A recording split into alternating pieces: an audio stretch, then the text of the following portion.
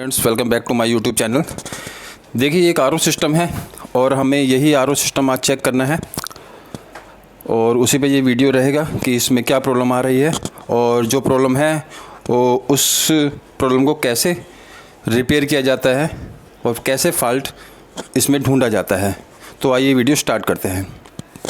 तो देखिए, अब हमें क्या करना है,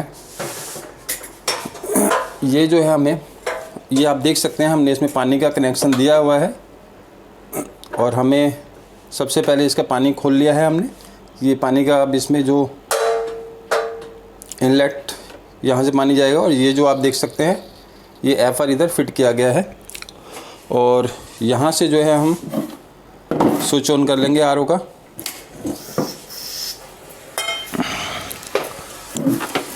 अब आरओ सिस्टम आप देख सकते हैं, आरओ सिस्टम ऑन हो गया है।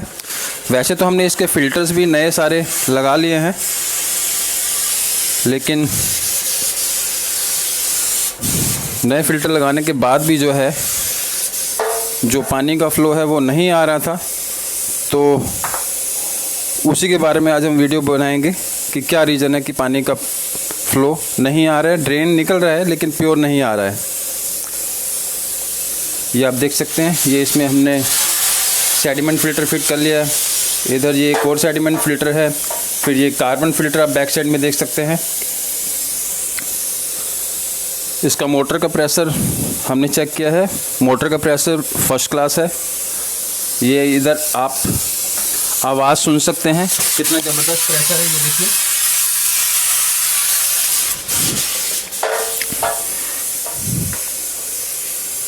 जो यहाँ पानी का जो सोर्स है उसका TDS लगभग 150 के करीब है।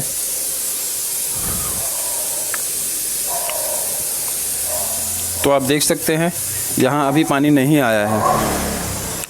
अब क्योंकि हमने सारे फ़िल्टर्स इसके सारे नए लगाए हैं और जो मेम्ब्रेन हाउसिंग है ये यहाँ तक जो है पानी का फ़्लो फर्स्ट क्लास आ रहा है और इधर मेम्ब्रेन हाउसिंग से जो दो आउटलेट निकलते हैं, वेस्ट पानी भी या यूँ कहे रिजेक्ट पानी भी फर्स्ट क्लास निकल रहा है, लेकिन प्योर पानी नहीं आ रहा। उसके लिए अब हमें क्या करना होगा, इसका मेम्ब्रेन चेक करना होगा, मेम्ब्रेन का फ़्लो कैसा है या मेम्ब्रेन क्या कंडीशन है। ये देखिए, पाइप निकाल लिया हमने। ये मेम्ब्रेन हाउसिंग होता है, इसको अब हम खोलेंगे।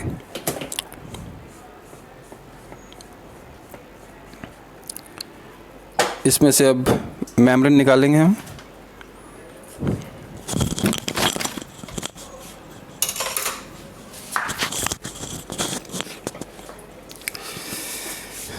ये मेम्ब्रेन आप देख सकते हैं, ये मेम्ब्रेन होता है इसे, लेकिन मेम्ब्रेन निकालने के लिए हमें थोड़ा सा इसको प्लायर से पकड़ के थोड़ा थोड़ा घुमा के इसे निकालना होता है, क्योंकि अगर एकदम इसे झटके से हम लोग मेम्ब्रेन निकालते हैं तो कई बार मेम्ब्रेन का ये जो नीचे वाला पोर्शन जो होता है, जहाँ आप देख सकते हैं रिंग लगे हुए हैं, ये वाला ये टूटने का डर रहता है। तो उस कंडीशन में मेम्ब्रेन भी ख़राब हो जाता है और मेम्ब्रेन हाउसिंग भी लगभग ख़राब हो जाता है।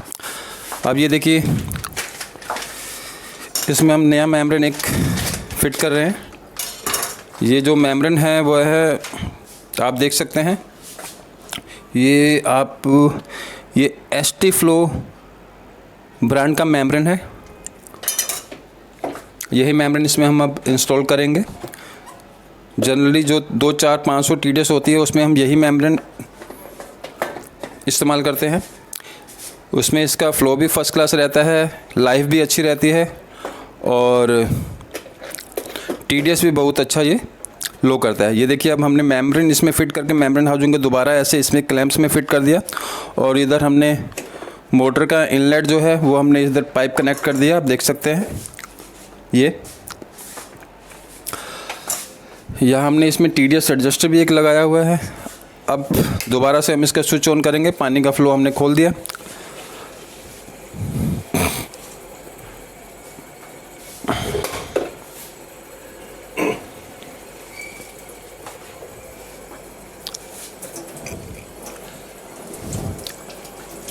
इसमें अब ये हम FR लगा लेंगे और इसमें जो ऑलरेडी मेम्ब्रेन फिट किया गया था वो जो मैं आपको दिखाऊंगा, ये वॉन्ट्रॉन कंपनी का मेम्ब्रेन है और ये 75 GPT का मेम्ब्रेन है। वॉन्ट्रॉन भी मेम्ब्रेन जो है, वॉन्ट्रॉन कंपनी का भी मेम्ब्रेन बहुत फर्स्ट क्लास मेम्ब्रेन रहता है और इसका लाइफ भी बहुत अच्छा रहता है। लेकिन क्योंकि ये है जो RO है हमें फ़िट करना है, वहाँ पानी का सोर्स ही लगभग 150-200 है, तो हम उसमें ज़्यादा हैवी मेम्ब्रेन ना लगाकर, जो लो TDS मेम्ब्रेन भी आप इसे कह सकते हैं, इसमें हम फिट कर लेंगे। जहाँ यू बोलिए हमने इसमें फ़िट कर लिया है। अब देखिए ड्रेन पानी वहाँ से निकल रहा है। यहाँ अब हम देखेंगे, क्योंकि थोड़ा टाइम लगेगा पानी का फ्लो आने में।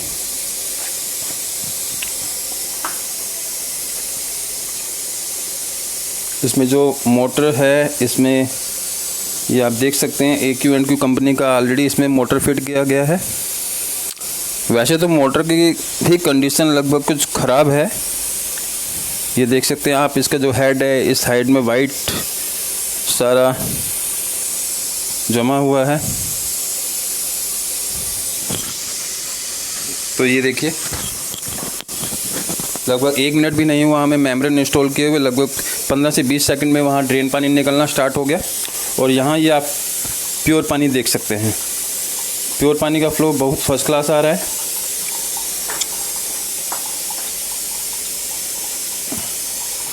अब एक बार हम TDS का चेक करेंगे, जो सोर्स है पानी का उसका कितना TDS है और RO के बाद कितना TDS आ रहा है।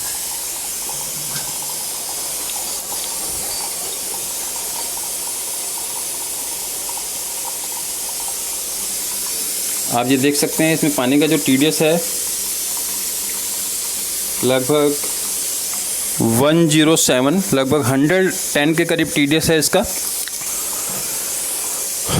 और नया मेम्ब्रेन लगाने के बाद इसका फ़्लो तो फर्स्ट क्लास आ ही गया, लेकिन हमें इसका TDS भी चेक करना है।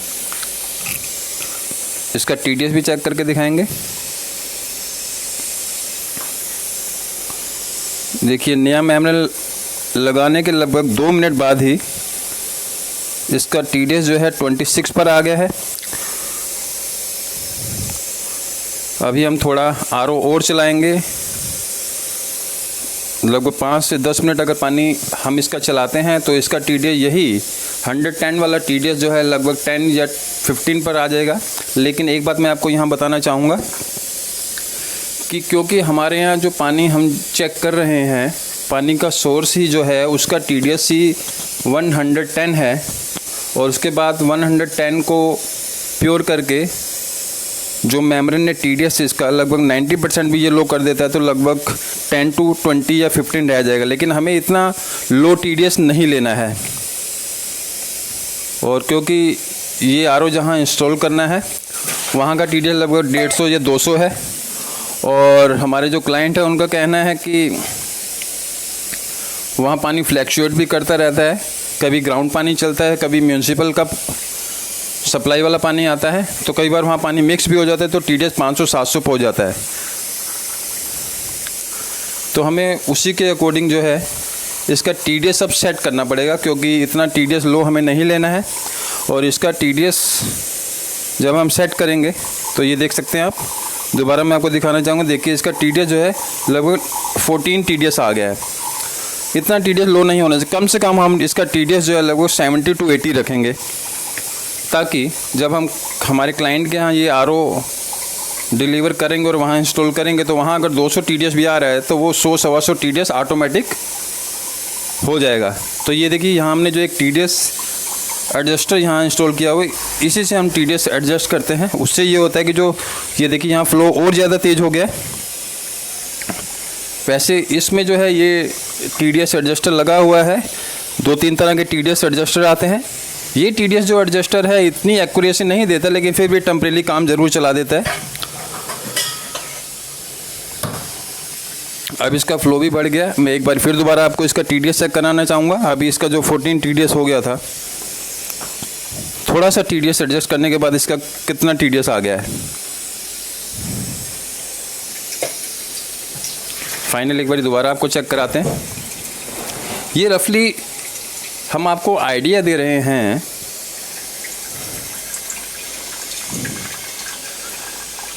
ये देखिए इसका TDS 46 पहुंच गया जब हमने वहाँ से TDS एडजस्ट किया। तो इसमें हमने आपको आइडिया दिया कि जब मेम्ब्रेन ख़राब होती है तो इसका प्योर पानी नहीं आता है और ड्रेन पानी का फ़्लो फर्स्ट क्लास रहता है।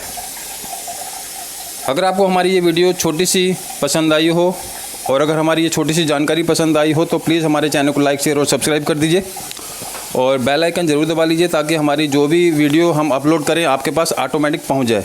Thanks for watching.